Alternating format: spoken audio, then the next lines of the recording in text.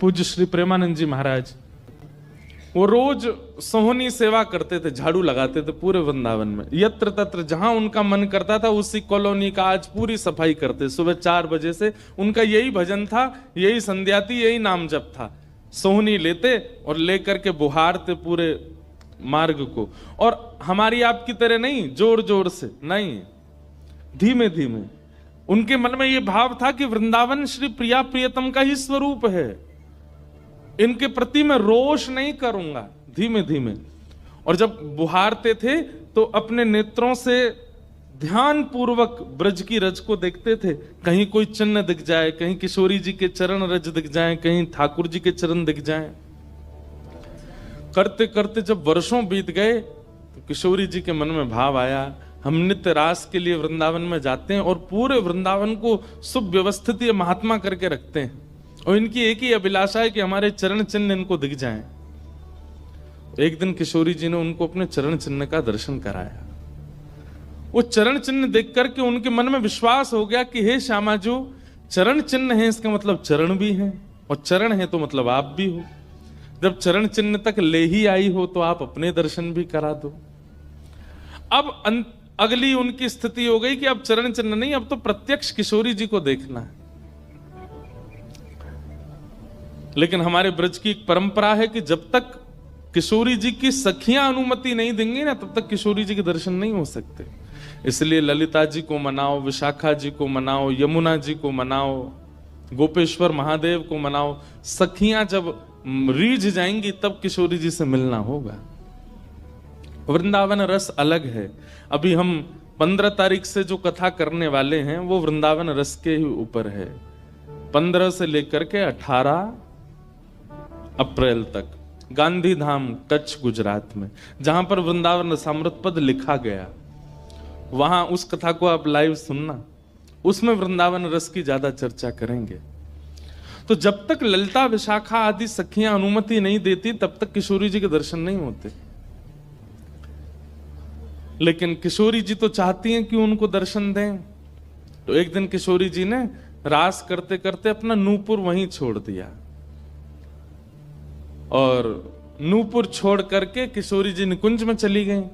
आप सुबह सुबह जब सोहनी करने आए तो आपको वो नूपुर मिला, और नूपुर देख करके वो आनंदित हो गए। इतना सुंदर नूपुर, ऐसी सुंदर उसकी कलाकृति, इतना हल्का उसका वजन, इतना सुंदर उसका स्वरूप।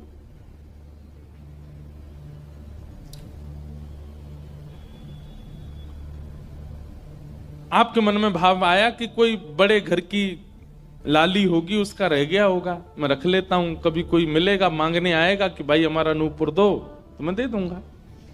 आपने वो नूपुर अपने पास रख लिया। नूपुर से दर्शन किशोरी जी ने कईयों को कराए। इसलिए वृंदावन में जब चला कीजिए ना, बहुत ध्यान पूर्वक देखते हुए पृथ्वी को चला कीजिए, क्या पता क्या मिल जाए।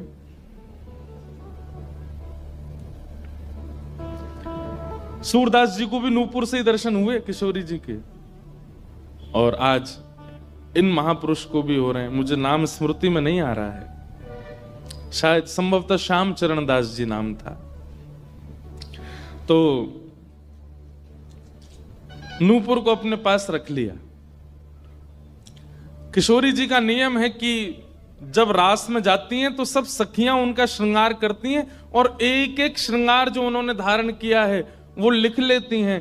कानन में कुंडल पहने हैं, गले में ये हार पहना है, उसके ऊपर मोतिन की माला पहनी है, फिर गुंजा माला पहनी है, फिर नवलखा के हार पहने, हाथन में इतने कड़ूला पहने हैं, पैरन में पाजे। क्यों? बोले रास में श्याम सुंदर आते हैं, पता ना काचोरी करके भाग जाएं। अगर एक कम रह जाए तो फिर ठाकुर जी की शामत कहाँ है, हमारी श्री जी का श्रृंगार बताओ। इसलिए सब सखियां जो हैं किशोरी जी के सिर से लेकर नख तक एक एक श्रृंगार को लिख लेती हैं पहले, रास में भेजने से पहले, और फिर रास में आने के बाद, रास से आने के बाद फिर सब सखियां एक एक श्रृंगार, एक बोलेगी हाँ भाई कानन में ये कुंडल हैं, सिर पर ऐसा सुंदर वो है, गले में ऐसी माला है, हाथन में कड़ूला, पामन में ये 2 पाजेब हैं, सब गिनती करो, और एक एक करके उतारती जाती है सखियां। आज किशोरी जी के चरणों का एक नूपुर नहीं है। शाखा आदि बोली हे श्यामाजू आपका एक नूपुर कहां गया? बोले अरे मो तो पता ना है, सके नृत्य करते करते रह गए हो वृंदावन में। ललिता विशाखा बोली स्वर्ग के इंद्र के हाथी के दांतों से बना हुआ नूपुर है, वो सामान्य नूपुर नहीं है। आपके ऊपर तो कोटि कोटि ब्रह्मांड वारी वारी जाते हैं किशोरी जी, पर वो नूपुर ठाकुर जी ने आपको भेंट किए हैं, बड़े बहुमूल्य नूपुर हैं। अब किशोरी जी बोली मोए ना पता कहाँ रह गए होगो कहीं पे। किशोरी जी तो मन बना चुकी है ना, दर्शन देना है उनको। तो ललिता विशाखा ने विचार किया कि हम ही जाती हैं, ढूंढ के आती हैं निकुंज में कहाँ है, वृंदावन में। बोले अपने रूप में तो नहीं जाएंगी, तो एक वृद्धा का रूप धारण किया, एक वृद्ध मैया का रूप धारण करके ललिता विशाखा गई और वृंदावन में ढूंढने लगी नूपुर कहाँ है। तभी ढूंढते ढूंढते वो महाराज जी सोहनी कर रहे थे, उनके सामने पहुंची। अरे बाबा हमारी लाली आई सवेरे सवेरे यहाँ पे, और बाकी पाम को एक नूपुर रह गयो, तेने देखो। बाबा बोले तुम कौन हो रही? बोले हम पास के गांव की रहवारी, हमारी बहू है वो, और या की लाली है वो, जाको नूपुर रह गयो है। बाबा बोले मैं कैसे पहचान जाऊं कि तुम्हारी ही लाली का नूपुर है? भाई मनचले लोग हैं, बहुमूल्य वस्तु किसी पे देखते हैं तो सब अपना अपना बताते हैं। रोड में अगर 100 रुपया गिर जाए और 50 लोग वहां से निकल रहे हों, कि कोई पूछे भैया 100 रुपया किसका, सब अपनी जेब चेक करते, भले ही कुछ लेके नहीं थे, भले ही जेब में कुछ नहीं था, फिर भी देखते हैं लग तो मेरा ही रहा थे, मेरे जेब में 100 रुपए तो थे। सब अपना बताते हैं बहुमूल्य वस्तु को। तो मैं कैसे मानूं कि तुम्हारा नूपुर है? अरे बाबा हम कह रहे हैं तुम थे। बोले कहवे को अभी मैंने तो नूपुर, मैं तो असमंजस में पड़ जाऊंगा कि मैंने गलत आदमी दे दियो। बाबा फिर कैसे माने को? बोले एक नूपुर मेरे पास है, एक नूपुर तुम्हारी बहू ने ही पहन रखो होगो, वाकू ले आओ और यहां लाकर के मुझे पहले नूपुर की पहचान करा तो मैं दूसरा दे दूंगा। ललिता विशाखा बोली बड़ो चतुर बाबा है, श्री जी को बुला रहा है। अरे बाबा तो शर्म ना आवे, ऐसी घर की बहू बेटी ने हम तेरे पास लेके आवेंगे? बाबा बोले तो फिर चले जाओ, तुम पे भैया खूब धन धान्य, दूसरा नूपुर बनवा लियो, जो मुंह पे ही रहने दो। ललिता विशाखा बड़ी चिंता में लौट करके आई तो किशोरी जी बोली क्या बात है, आप इतनी चिंतित क्यों? बोले एक बाबा है, बाने आपको नूपुर धल लियो, यूं कह रहा है कि पहले जिनके पास एक नूपुर है उनको लेके आओ तब दूसरा दूंगो। तो श्री जी बोली इसमें क्या देर है, फिर ले चलो, चलते हैं ना। विशाखा जी समझ गई, बोले हे ललिता जी ये सब लीला किशोरी जी कर रही हैं, इनको दर्शन देना है उनको, और हमसे और आपसे स्पष्ट कह नहीं सकती, क्योंकि हम तो फिर सबको परखने लगती है ना कि इसमें कोई दोष तो नहीं, इसमें क्या गुण है। इसलिए किशोरी जी सीधे हमसे नहीं बोल करके और ये लीला कर रही हैं, इनको ले चलो। और किशोरी जी आई वृंदावन और महात्मा बैठे सोहनी कर रहे थे, और सामने से जैसे ही किशोरी जी को आते हुए देखा, बाबा ले हमारी बहू आ गई, अब नूपुर दे दे, देख या को नूपुर भी वैसा ही है। बाबा बोले मेरी आंख की कमजोर है, ने दूर से दिखना रही, पास लाके हाथ से स्पर्श कराओ। ललिता विशाखा बोली बाबा तो शर्म ना आ रही अपनी बहू को स्पर्श करा में? तो बोले चरण स्पर्श करावे में कहा देर, ले आओ। किशोरी जी समीप गई, जैसी चरण स्पर्श किए अपने हाथों से नूपुर पहना करके लिपट गए चरणों से। हे किशोरी जी, हे श्यामाजू, अब कृपा करो, मैं जानूं ना तो ये दोनों कोई बूढ़ी मैया हैं और ना आप इनकी बहू, आप साक्षात किशोरी और ये ललिता विशाखा है, अब मुंह पे कृपा करो। तो किशोरी जी ने उसी नूपुर से उन महात्मा के सिर पर एक चिन्ह बना दिया, अपने नूपुर का ही चिन्ह बना दिया, और कहा बाबा अब जीवन भर ये छाप आपके मस्तक पर ही रहेगी, मेरे नूपुर की छाप। उन महात्मा के मस्तिष्क पर जैसे हमारे तिलक दिखता है, ऐसे प्रत्यक्ष नूपुर की छाप प्रत्यक्ष सबको दिखने लगी। अब ये तो थी उनके ऊपर कृपा, लेकिन इससे क्या हुआ कि वे महात्मा लौट करके जब अपने आश्रम आए तो उनके गुरुजी ने जब उनके माथे पर देखा तो वो बोले हे तुमने अपने गुरु के द्वारा दिया हुआ चिन्ह बदल दिया, हमने जो तुमको तिलक दिया तुम वो क्यों नहीं लगाते, ये क्या लगाए घूम रहे हो। तो हाथ जोड़ के निवेदन किया, गुरुजी ये कोई तिलक नहीं है, ये कोई चिन्ह नहीं है, ये तो मेरी किशोरी जी ने कृपा करके अपने नूपुर का चिन्ह मुझे दे दिया है। तो गुरुदेव बोले, हाँ तू बहुत बड़ा भक्त है ना, किशोरी जी आकर के तुझको चिन्ह देंगी। कोई माने नहीं, सब बोले जाओ इसको मिटा के आओ, और जो मैंने तुमको चिन्ह दिया है वो लगाओ। अब पहले तो उनके हाथ कांपे कि मैं इसको कैसे मिटाऊं, लेकिन गुरु आज्ञा से ऊपर कोई नहीं। देखो ये गुरु निष्ठा होती है। किशोरी जी ने भले ही चिन्ह दिया, लेकिन गुरु आज्ञा है तो ठीक है। गए यमुना जल से सुबह से शाम हो गई मिटाते मिटाते, लेकिन वो चिन्ह मिटा नहीं उनसे। शाम को लौट करके आश्रम आए तो गुरुजी बोले, मैंने तुझे सुबह टोका था ना ये चिन्ह मिटा के आ, और तू अभी भी नहीं मिटा रहा। बोले गुरुजी मैंने प्रयास तो बहुत कर लिया लेकिन ये मिट नहीं रहा है। तब भी उनके गुरुजी माने नहीं। अब तो महाराज ये होने लगा कि गुरुजी को इतना क्रोध आ गया कि ये इतना हट कर रहा है कि हमारे द्वारा दिया गया तिलक चिन्ह उसको अस्वीकार करके और ये मनमुखा चिन्ह लगाए घूम रहा है माथे पर। गुरुजी ने सब अपने परिकर के लोगों को बैठा करके पंचायत करी आश्रम में। बोले इसको निकालो, जब हम में श्रद्धा नहीं, हमारे स्वरूप में श्रद्धा नहीं, हमारे तिलक में श्रद्धा नहीं, तो क्यों रहता है यहाँ पे।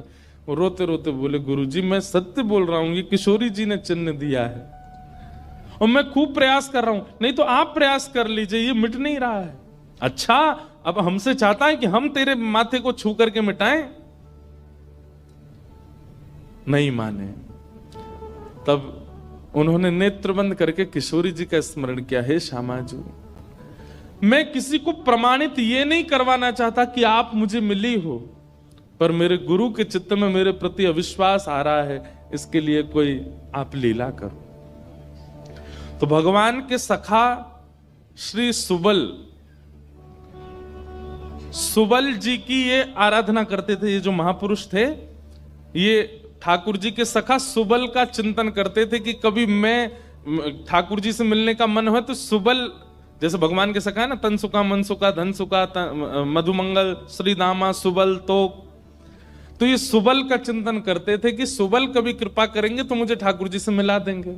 ऐसे सखियों का चिंतन करते हैं किशोरी जी के दर्शन करने वाले, और सखाओं का चिंतन करते हैं ठाकुर जी का दर्शन करने वाले। तो ये सुबल का चिंतन करते थे। तो किशोरी जी ने सुबल को बुलाया। सुबल आए, श्यामाजू आज्ञा करो। बोले आपको हमारा एक काम करना है।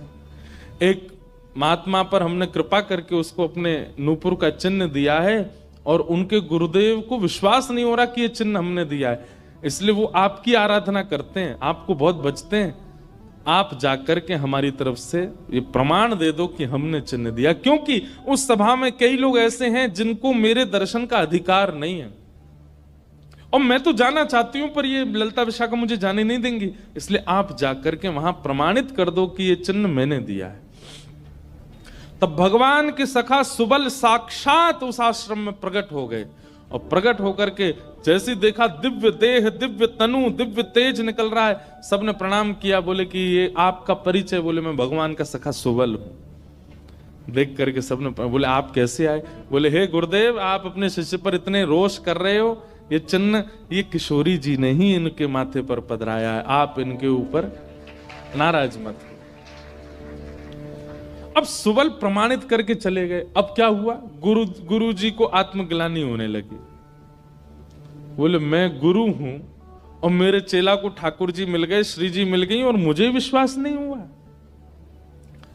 तब गुरु जी ने अपने गुरुजनों को, अपने श्रेष्ठ जनों से जाकर के कहा कि मुझसे अपराध बना है। ठीक है, गुरु शिष्य के ऊपर क्रोध कर सकता है, उसका कोई दंड नहीं होता, पर किशोरी जी के द्वारा कृपा की गई, मैंने उस पर प्रश्न चिन्ह उठा दिया, इसका तो मुझे दंड मिलना चाहिए। तब सब रसिक जनों ने विचार किया। बोले इसका क्या दंड दें। तो बोले आप एक काम कीजिए, दंडोत्सव कीजिए। दंडोत्सव। बोले दंडोत्सव में क्या करना है। बोले आज तक जितनी तुम्हारे पास जमा पूंजी है सब संतों की, भक्तों की सेवा में लगा करके और आनंद से सुंदर भंडारा करो, सुंदर नाम संकीर्तन करो, सुंदर अपने घर पर एक उत्सव रखो और उसमें जितने महापुरुष आए सबको दंडवत प्रणाम करते करते सबसे क्षमा मांगो। और फिर जब सब तुम्हारा धन संपत्ति अब तक जितनी कमाई वो सब संतों की सेवा में लग जाए, फिर उन संतों से कृपा प्रसादी मांगो कि आप सब मुझे क्षमा कर दो। इस प्रकार से दंडोत्सव करो। तो जिन्होंने ये भाव कहा है उनको ये दंडोत्सव करना है। दंडोत्सव मतलब अब पूरे जीवन की जमा पूंजी तो खर्च नहीं कर पाओगे, पर हां पिछले 3-4 साल में जो जमा कर रखा है प्रयास करो उससे। पंढरपुर में वारी जाती हैं, हमें भैया बता रहे थे अपने जो जिनके साथ हम घूम रहे थे कल, कि यहाँ वारी जाती है, यहीं से जाती है श्री पंडरीनाथ भगवान की वारी में इतने सारे वैष्णव जाते हैं, उनकी सेवा में लगा दो। वृंदावन जाके कुछ लगाओ, पंढरपुर में लगा दो, गोवर्धन में लगा दो, और सुंदर अपने घर पर एक ठाकुर जी का उत्सव करके किसी श्रेष्ठ को वृंदावन से बुला करके उनका सुंदर संकीर्तन करवाओ, कथा करवाओ, 2-3 दिन का ही कोई उत्सव रखो। इस प्रकार से अपनी वो जमा पूंजी संत वैष्णवों की सेवा में खर्च करके भंडारा करा के जितनों से मिलो सबसे क्षमा मांगो। वारी निकलती है आषाढ़ी एकादशी पर, इतने सारे वैष्णव जाते हैं पंढरपुर दर्शन करने, मार्ग पे खड़े होकर सबको शरबत पिलाओ और जो जो शरबत पिए उससे क्षमा मांगो, मुझे क्षमा कर दो, मुझसे अपराध बना है, मैंने कंठी पहनने के बाद भी मांस का सेवन किया, मैंने मद्य का सेवन किया, मैंने ऐसा किया, ये क्षमा मांगो।